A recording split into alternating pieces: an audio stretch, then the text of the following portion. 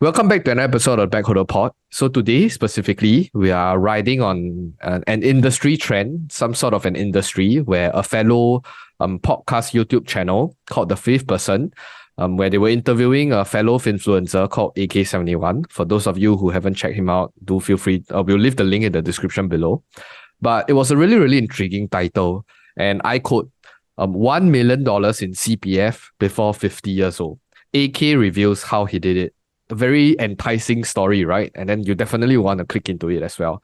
So that video, as of the current recording, it garnered around 26,000 views.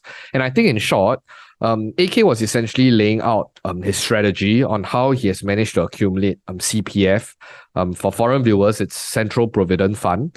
It's essentially a forced saving systems for that is applicable to anyone living in Singapore, where 20% of your contribution from your monthly salary goes into the CPF, where your employer also has some sort of a matching system where they contribute 17%.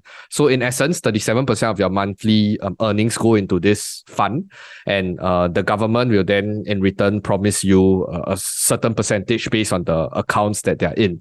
So I think long story short, we'll leave the interview down below. It's 35 minutes long, but if you allow me to summarize, essentially, there are three different buckets. It's called OSAMA, so ordinary account, special account, and MediSave account. So the ordinary account promises 2.5%, special account and MediSave account promises 4% each.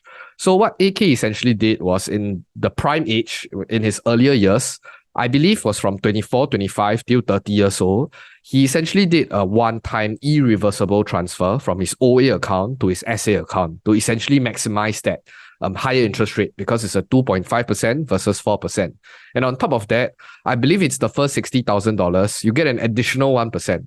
So he essentially took advantage of this relatively high risk-free bond component. Okay, I shouldn't call it bond, but a very risk-free instrument that is provided by the Singapore government. And what he did was just move all the monies over to special account, and he allowed it to compound essentially in the early phases of his life. And which is why by 50, he managed to achieve around $1 million in his CPF. And also not forgetting that you are continuously working, so you continuously top up into your CPF account. So that's the first part. I think on the second part, where a lot of people will bounce back and say that, hey, a lot of young Singaporeans will say, oh, I need to buy a HDB or I want to settle down. And usually, when you go buy a public housing, you will kind of use or utilize some of your ordinary account to pay the down payment, to pay some of the fees and stuff like that. That's it. I think AK's stance is quite simple. He did say that when you're young, try not to overstretch yourself. And really, is there really a need or is there really a hurry in terms of trying to get your housing needs settled at like a tender age of 24, 25 years old? So why not take the earlier years of your life to accumulate this pot of gold, which will essentially help tide you through in your retirement years, because CPF will start paying out. It acts as some sort of an annuity plan where it gives you a monthly income when you retire. So that's generally the gist that I got from the discussion. The two main points. First point, try to maximize and utilize the high interest rate, the 4% or 5% in your first 40,000 or 60,000. And the second part is you don't have to overstretch yourself and to get into housing. So I think I just wanted to open the discussion up. Maybe also to give the viewers some sort of sensing. If you guys don't mind sharing what's your CPF balance? I mean, I'm open it to the floor. If you guys are open to sharing how much you guys have, whether you hit FRS already or not, and what's your strategy with CPF, and what you think of AK's discussion. Maybe I'll hand the time over to Kelvin first to talk about his own CPF strategy. Wow, my CPF balance, I never really check.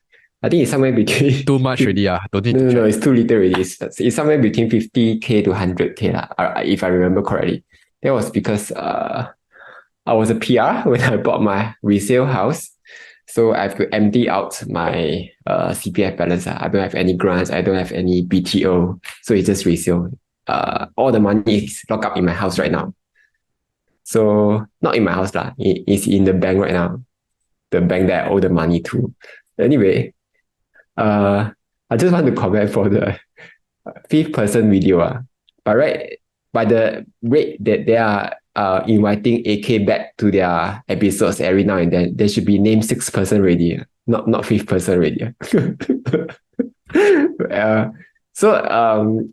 yeah, $1 million in CPF, I think it's definitely doable. It's back to the Mr. Lu's 1M65 idea, right? But Mr. Lu's 1M65 idea is more for 2%. But for AK, he did it. He just soloed this whole thing himself, lah. Which I find quite impressive. Then there was one comment that I saw, lah. In the fifth person video, it says, can see, can smell, but cannot touch. When age 55 comes, the enhanced minimum sum kicks in and the money will be absorbed into CPF Life, where one loses the compound interest. Blah blah blah. Basically, he just complaining that the money will be locked up for the entire life, lah. So this was the concern that I had back 1 or 2 years ago when I haven't looked too much into CPF. The thing is, if you are that concerned with these few hundred, okay, maybe not 1 million, lah. If you hate CPF, you won't be actively contributing to it, which also means that the amount in CPF is probably not that much, maybe 100K, 200K, which may sound a lot, but in the grander scheme of things, this 200K is basically small money, compared to the amount of money that you will earn your entire life. Probably you will spend $1 million or more, earn 1 million plus.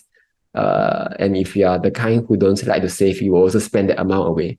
So this 200K in CPF is basically nothing to you. Got also good, nothing if don't have also good.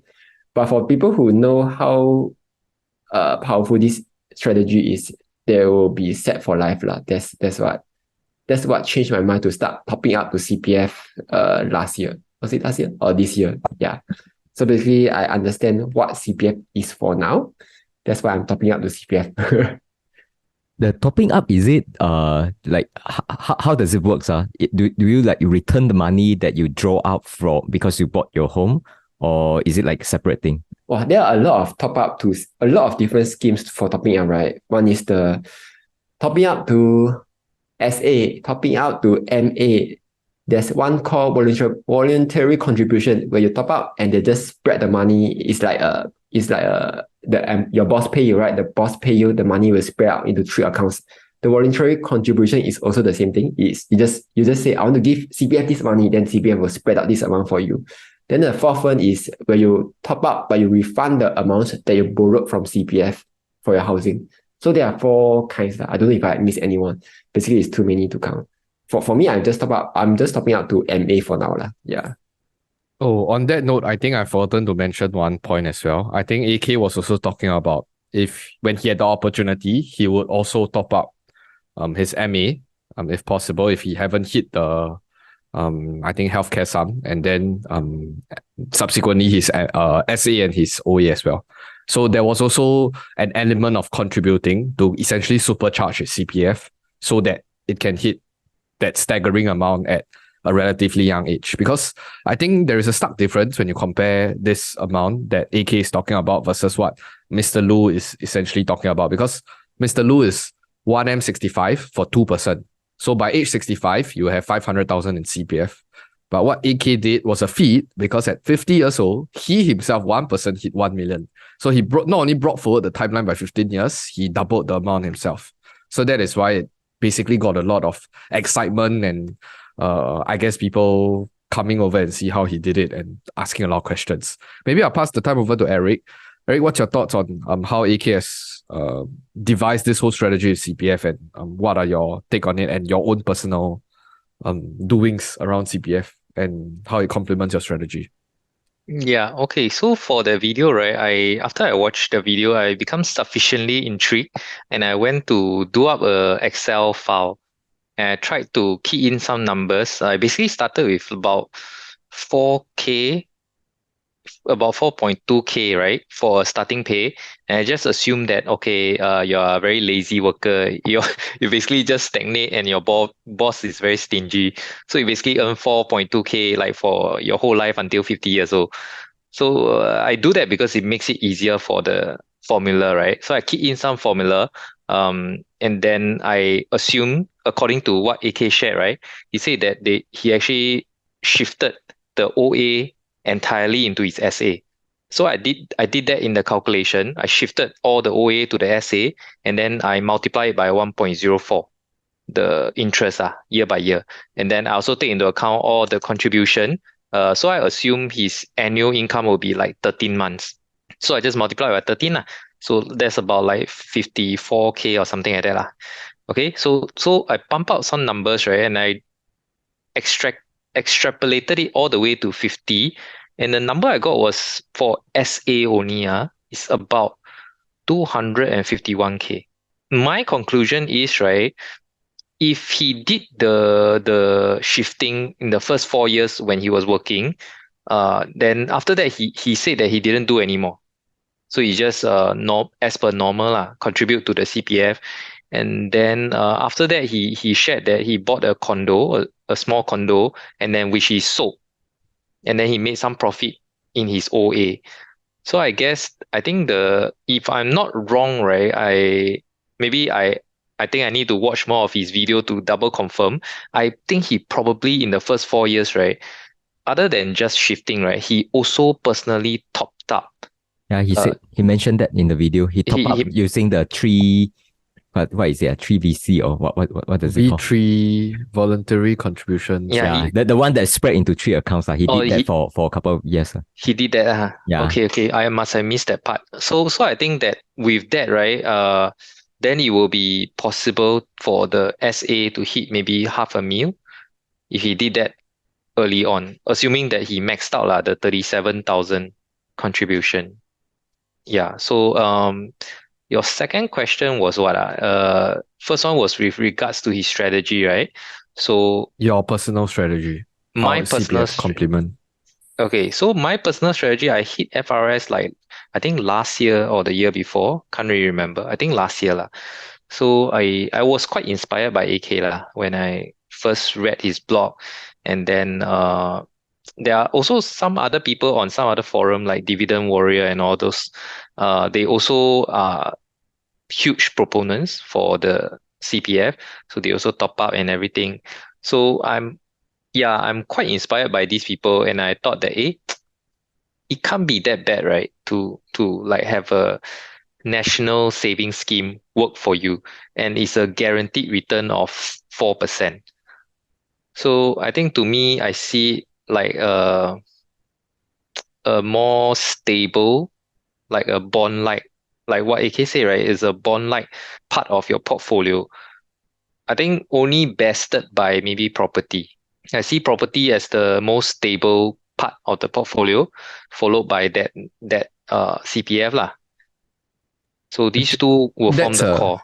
That's a good transition actually. So we talked a lot about what AK has done with, which is transferring. Oh, by the way, it's an irreversible transfer. Once you enact that OA to SA transfer, it's irreversible. So on the second part, which is the more, I guess, contentious part, because actually you scroll through, there are comments that say that, oh, I disagree that you should delay buying a property, because AK also did provide the commentary that, hey, maybe when you're at a young age, like at 25 to 30, you shouldn't be committing yourself too quickly to a huge loan and stuff like that. So I think one thing to hand over to Bunti, what's your thoughts on being young and wanting to buy a property and AK's perspective on this whole property buying? I'll comment on the CPF first. Actually, what you guys shared on his strategy, I agree, and I have nothing more to add. But on my own personal strategy, I noticed that when it comes to CPF topic, right, it's like people are like there are two different camps, right? Those who are believer of CPF and those who don't believe CPF, like stay away, like hate CPF and hate government forcing them to put money, right? I'm in the camp of like the believer camp. So at first I thought that I'm the lonely one. Like, I don't notice people talk about this, let's say maybe like 5 years ago, right? During that time, I already like doing my top up, mainly the 7K last time. Now I think it's 8K contributing that to save on tax. And then other than that, even when I purchased my HDB, I use up the money in OA, but quickly within a few years, I returned back the money already. And I already achieved my FRS, I think also about last year, similar time as Eric. So yeah, I'm really putting quite a lot of money in CPF. And I would say that back then, right, let's say 2 or 3 years back, right, I think it's easier decisions because once I put my money in, OA shift to SA, put money in, also mainly putting in SA, right, we are earning 4% immediately, right? So I think that's the good part. And it's easy decisions back then because the interest rate was very low. Like we are talking about like earning what 1% risk free, then you are getting 4% from CPF, right? Or SA. So I think that's easy decisions. But right now, right, given the interest rate is a lot higher, let's say if you put in T-bill, you can earn 3.9%, 4%, right? Maybe it isn't as attractive anymore because you can get similar yield not in the CPF, right? So I would say different time now. If I'm given choice again, probably I would say sacrifice 0.1 or 0.1% or 0.2%. I won't put into CPF. But it was different time back then when I put in quite a lot of money in there. Okay, what the second question is what regarding the properties property, idea right? on Okay. young don't need to stretch yourself too much. I think that's the general gist. I think also in the same in the same interview, right? Also, AK mentioned like when it comes to property, either if you need it, then you just buy it. I think this is like it's not an investment. It's mainly if you are like you want to get married, you want to set up your family. I don't think it makes sense to go and rent a place because you don't have the stability, right? So if you already settled down, I think buying house is not an investment. It's really for your family need. Then you shouldn't wait. You should straight away buy your first property. But if it is for investment purpose, I would say then you need to think more like because you can play the timing a bit, right? You think that housing prices is high, you want to wait a bit. I think that's fair, yeah. I want to play a bit of devil's advocate here. You say that I totally agree as well. If there is a need for family building immediately, the need is immediate, so you go out and you go seek for that property. But I think through the Singapore system at least, if you go through the BTO process, it's 4 years. So it kind of contradicts, right? So if you're telling me that, oh yes, I want to build a family soon, but you're telling me that you're gonna get a house 4 years later, how do you reconcile this idea? I don't really get the logic. I think getting the BTO is more like an options, right? Say for example, okay, Chicken, you are dating now, right?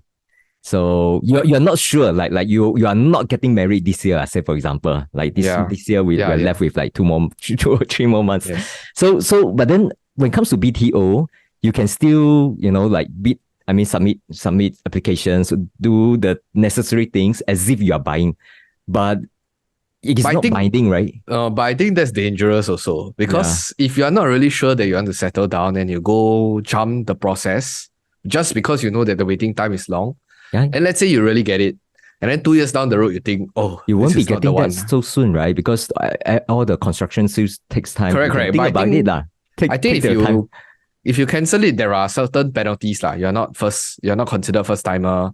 You will reject, and then there are some complications that goes into the process as well. So that's why I sometimes also don't really get the idea where you say you want to do family building and you need a house like right now, but then you need to go through the process of waiting for 4 years. So are you waiting now or are you waiting for 4 years later? So that's my bigger question now when people keep talking about this. But I think this interesting topic, I wanted to also ask Eric, like, what's your thoughts on not overstretching yourself? Yeah, definitely. I agree that we should not overstretch ourselves no matter how much we are earning, how young and old we are. Basically, a house is a need, like you say. It's only when you have wanted to start a family and all that. But on the young couples thing, right, I think if let's say you're a young couple, you want to get a new BTO, right? I think the way that they get around this issue is they actually went to rent a HDB first or a condo or whatever. And then there was this couple, I don't know whether you're aware.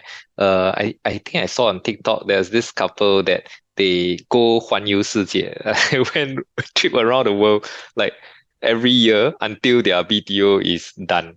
So I don't know how they are like digital nomads lah. They're just creating content or whatnot. They can do their work online, and then basically they just every year just tour a different country here and there until their video is done. Then they come back and settle down. So I thought that was quite an interesting video idea. Maybe Chicken can try next time. To all be a digital nomad. That's yeah, man. But okay, so I think just to end off this topic, right? I was scrolling through the comment section, and I wanted to open this to Kelvin as well, because Kelvin was also talking about how he's a convert, right? He's a CPF convert. He believes in the power of CPF, harnessing CPF's risk-free returns. I think this guy, he made a very interesting comment, which I think resonated quite a bit with some people, because I'm looking at it, there are like 3 likes. So he says that so much thinking gone into earning 3 to 4% when throwing monies into SPY would give you 8 to 12%. SPY is consistent, and downside is just value is lower during market downturn. But if you're long term, it's not an issue. I don't get this video. So I think, Kelvin, maybe as an investor yourself, right, you have positions in equity market, you have long-term positions in Tesla, you have CPF. How do you make of this discussion? Why not like what he said? Just close your eyes, throw everything into S&P 500, then 20 years later you come out 8 to 12%. Someone still got liquidity. Let me address one thing at a time. So for Jiking's, the PTO thing, I think it's basically a compromise.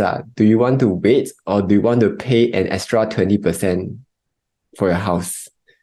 I think this for Malaysians who are staying in Malaysia, this is not so much of a problem because at least in Ipoh, the place that I grew up in, the people who married, they are still staying with their parents. The parents are still staying with their parents. Basically, the whole generation are all staying in one house lah. But also because the house is big lah. There are 2 stories, 3-story house lah. But in Singapore, the house is a bit small lah. You have to share the toilet and all these things. So I guess for Singaporeans, they need the space. But of course, how much can you churn out?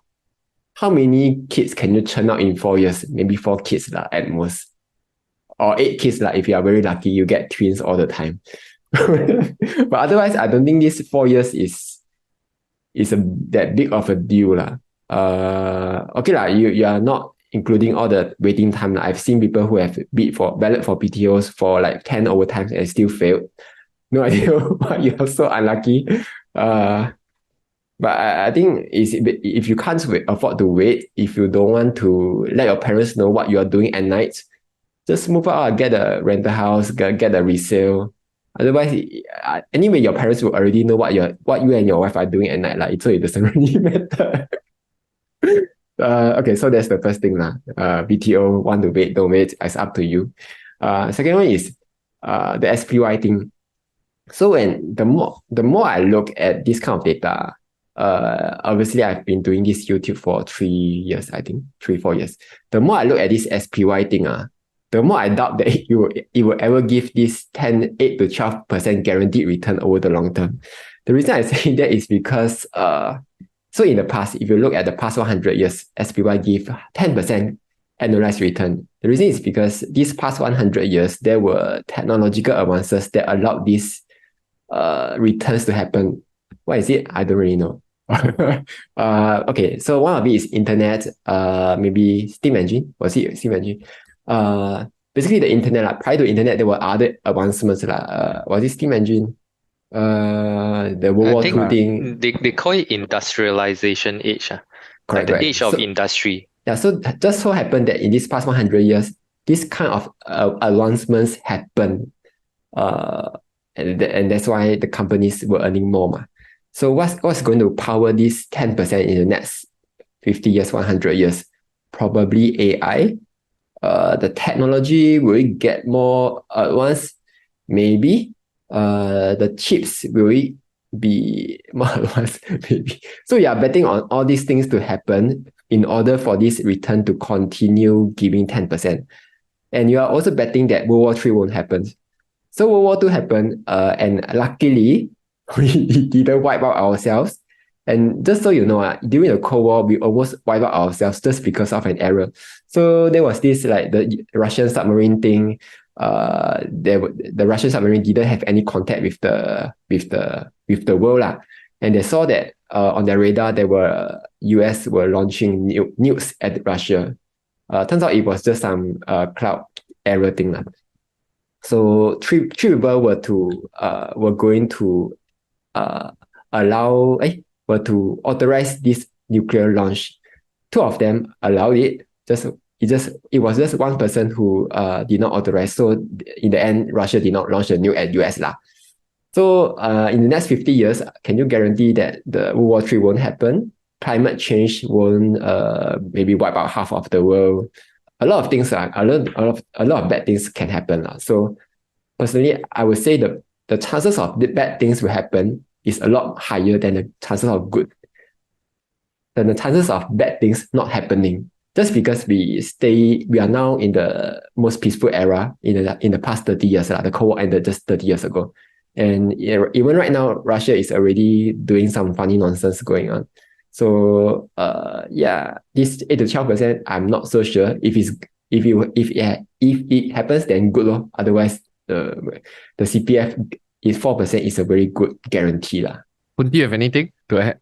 You don't think SPR will return 8 to 12% in the next 30 years? I think these questions, I think it's fair questions now, because like we always compare the returns, and then there's a higher returns options, then there's a lower return options. Then we are all talking about let's all in CPF, let's get the low returns. Doesn't sound like, logical, right? We should definitely aim for the higher one, especially for those who are in the younger generations, right? That's true, but I also think that you need to have a balance, right? And the by balance is like you have like the high risk one, and then you have the low risk one, and then you just allocate accordingly, because you also don't want to put everything into the stock market. And stock market, even if you just base it on the historical returns, right, that there are years where the stock market just plunged by like 30, 50, 70% within few years of time, right? So we could be the one that is unlucky and got hit by that, and then your 2/3 of your investments gone, right? But if you have portions into these safer assets, could it be bonds, could be cash, could be CPF, at least you preserve your portfolio value and don't get hit that badly lah. So that's overall concept of diversifications lah. Yeah. I would like to give a special credit though to those ETF providers, namely your Vanguard, S&P Global, and all those. Because interestingly enough, I think for many people that make the argument of like 8 to 12%, they themselves probably haven't experienced 8 to 12%. But they are so convinced by the story that they give you 8 to 12% for the next 30 years. Means that they told a good story. The passive investing side of the camp told a good story. They put out a lot of data points, and they convince many people to put money with them so that they have business to continue running. I think at the end of the day, you still need to see how things are run in the real world, and where are the incentives, where incentives are at to check back. But personally, I think that time when Mr. Lu interviewed Mr. Ng Kok Song, the presidential candidate, it's also very interesting to see from someone that's managing like I would say hundreds of billions of dollars, and because he was the ex-CIO of GIC and he was talking about globally diversified, trying to dampen your expectations to having a return of 4 to 6% long term is actually already a very good performance. Yet at the same time, you have people saying that, oh yeah, no problem, 8 to 12%, no issues, confirm get one. So I think those are just perspectives that you need to consider, and you get all the different data points, and then you make your own decision. I think nobody's convincing you that you should all in CPF or you should all in S&P 500. I think that's just the general takeaway. Different people, different perspective, different risk tolerance, and different strokes, different folks. So yeah, I think any concluding thoughts from Eric? If not, I think a very good idea concept, right, to have, right, when we are building up our portfolio is to use the pyramid kind of strategy. I guess all of you have seen the pyramid kind of strategy, right, where the base is where the most stable, risk-free, your cash and your whatever CPF and all those things. And then as you go higher in the pyramid, the risk level increases, but the returns also correspondingly increases. So I think we should do well if we build our portfolio in a pyramid-like of sort of way, instead of like, YOLO, all in, like all in, whatever this, whatever that.